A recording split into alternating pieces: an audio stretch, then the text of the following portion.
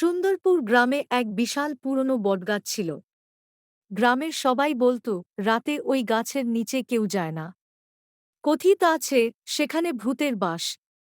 কিন্তু রিমন আর শুভ, দুই দুষ্টু বন্ধু, এসব ভূতের গল্পে বিশ্বাস করত না। একদিন পূর্ণিমার রাতে তারা ঠিক করল বটগাছের নিচে গিয়ে বসে থাকবে। তারা টর্চলাইট আর বাঁশি নিয়ে হাজির হল। চারদিক একেবারে নির্জন। হঠাৎ গাছের ডালে খটাস শব্দ হল। দুজনের বুক কেঁপে উঠল। শুভ ফিসফিস করে বলল, দেখলি তো, আমি বলেছিলাম না কিছু আছে। ঠিক তখনই এক ঝাঁক বাদুড় উড়ে বের হল। বাতাসে তাদের ডানার শব্দে মনে হল যেন কেউ হেসে উঠছে। রিমন সাহস করে বাঁশি বাজাতে শুরু করল। আশ্চর্য ব্যাপার হল, বাদুড়রা শান্ত হয়ে গাছের ডালে ফিরে গেল।